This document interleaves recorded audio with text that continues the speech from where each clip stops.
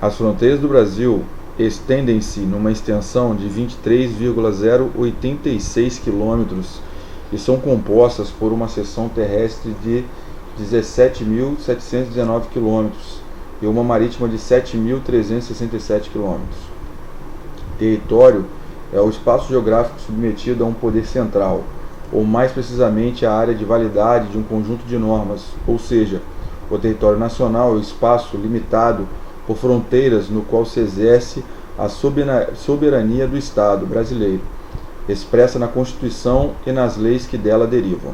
A Federação apoia-se na autonomia relativa de suas unidades políticas, que têm o direito de elaborar as próprias leis, desde que atendam aos princípios da Constituição Federal. Um país, para ser governado, é dividido em unidades administrativas, de modo a garantir a universalização da ação do Estado, que busca o bem comum da sociedade.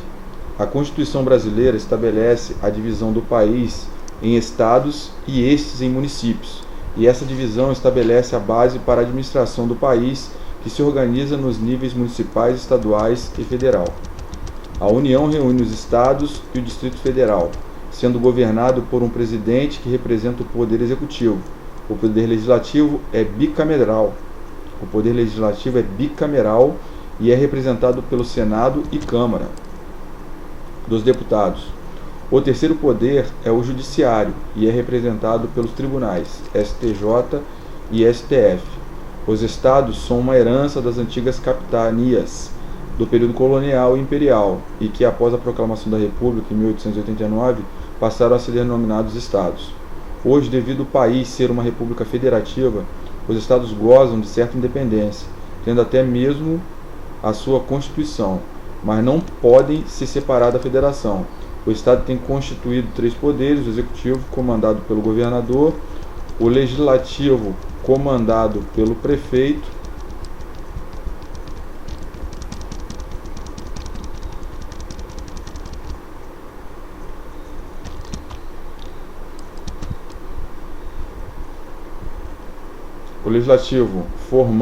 formado pela Assembleia Legislativa, e o Judiciário, formado pelos tribunais e comandado pelos desembargadores. O município, que se confunde com cidade, é outro nível da administração brasileira. Tem os poderes do Executivo, representado pelo Prefeito, e do Legislativo, representado pela Câmara dos Vereadores. Este nível da administração tem grande importância devido a comandar diretamente os fatos locais que garantem à população o acesso. Então está aí o mapa denominado a República dos Estados Unidos do Brasil, 40, 45, 50, 70,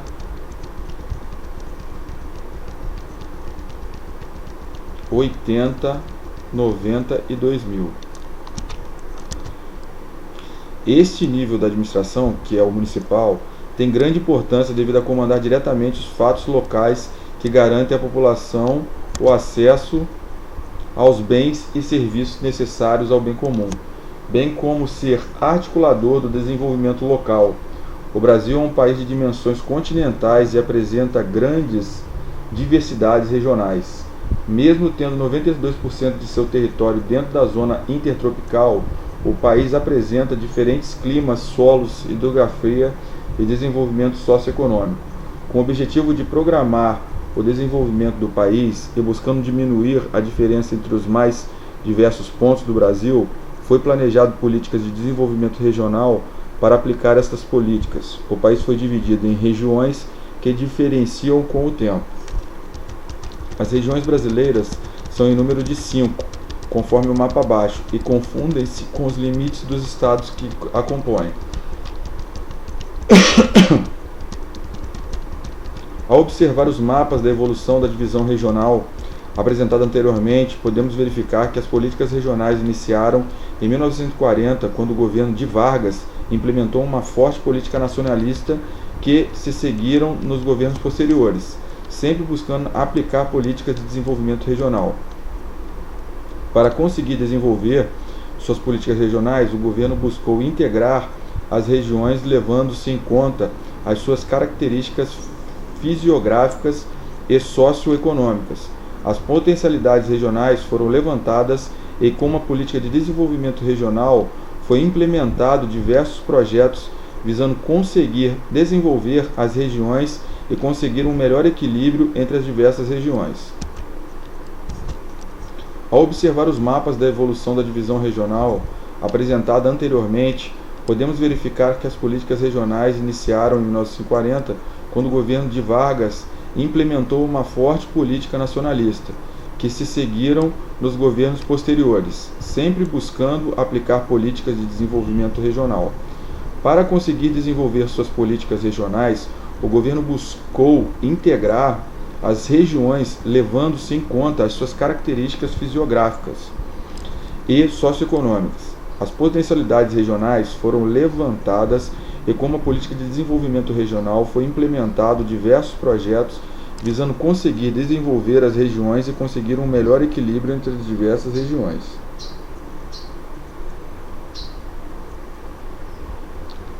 O desequilíbrio regional é fruto de um processo histórico aliado à integração do país na economia mundial.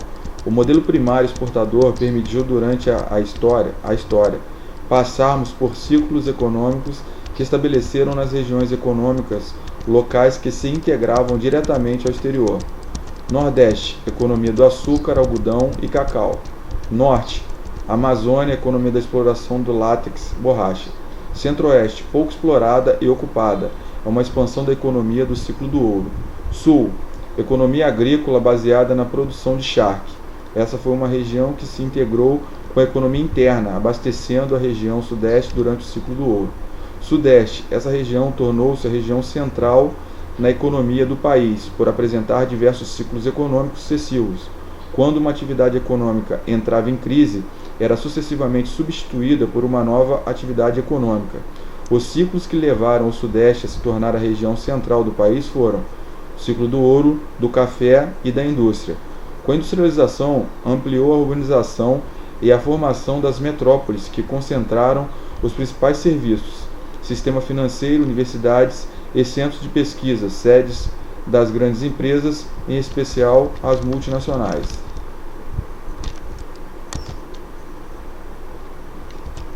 Valor da produção industrial das unidades federativas.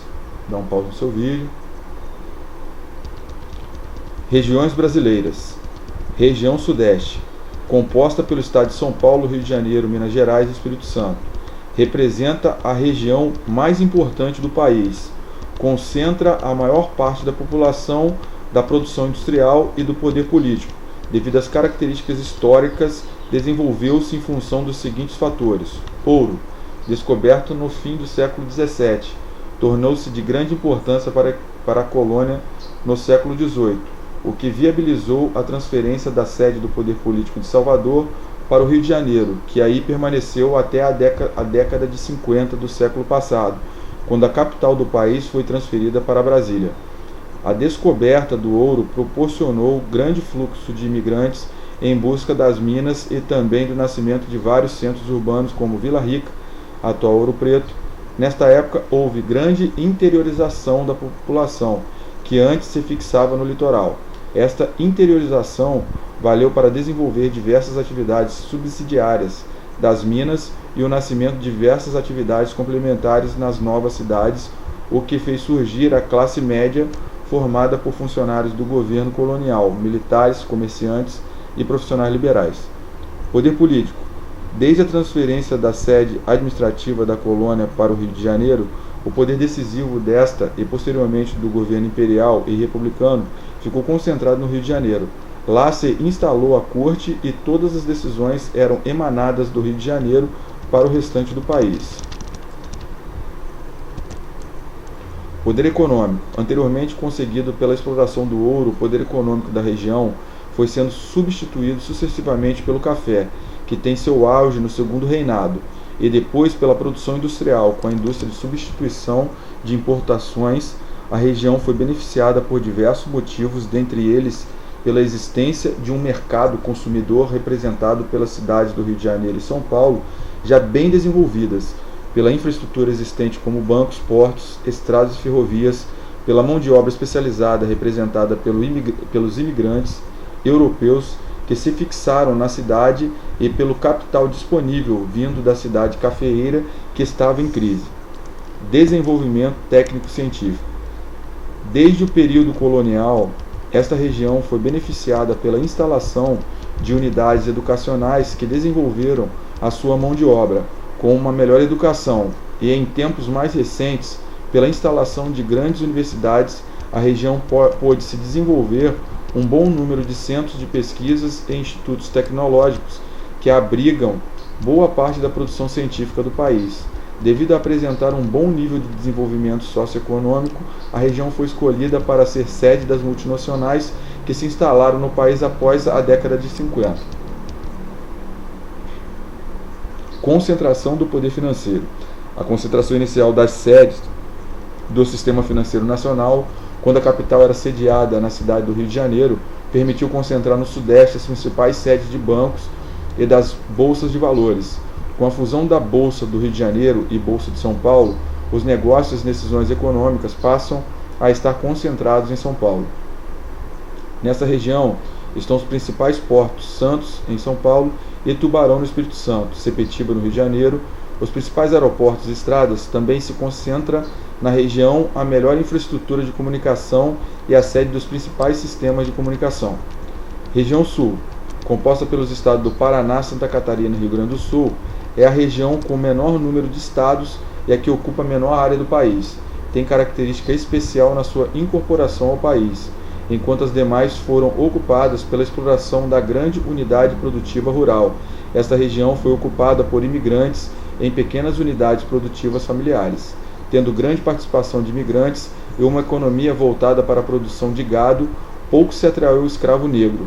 Também tem grande relevância a participação dos jesuítas portugueses na incorporação de terras ao nosso território, principalmente no oeste da região. Devido às suas características climáticas, esta região proporcionou a produção de produtos característicos de climas mais amenos, mas destaca-se na produção de soja, com destaque para o Paraná e Rio Grande do Sul, trigo, Paraná, com 62% da produção nacional, milho, com destaque para o Paraná, fumo, destaque para o Rio Grande do Sul, 45% da produção nacional, e Santa Catarina, e arroz, 29% da produção nacional. Após a década de 70 do século passado, certos produtos como o arroz, soja, trigo e algodão vêm crescendo a produção na região centro-oeste, e esta produção acompanha o fluxo migratório ocorrido na região sul para o centro-oeste, com o incremento das novas fronteiras agrícolas. Tem grande expressão na produção de suínos, região norte e nordeste do Rio Grande do Sul, sudoeste do Paraná e oeste de Santa Catarina, e ovinos, 60% do rebanho nacional, sendo que o Rio Grande do Sul produz 98% da lã nacional. Além de sua importância na produção agropecuária, a região sul também tem uma boa expressividade industrial, principalmente após o processo da desconcentração industrial, que garantiu um novo impulso para o setor secundário na região. Nos últimos anos, após a implementação do Mercosul, tem ganhado constantes investimentos na área industrial, e novas montadoras que se instalaram no país escolheram esta região com base. A política desencadeada pelos governadores de estado, guerra fiscal, é uma consequência desta nova realidade que possibilitou uma pequena descentralização da indústria no país.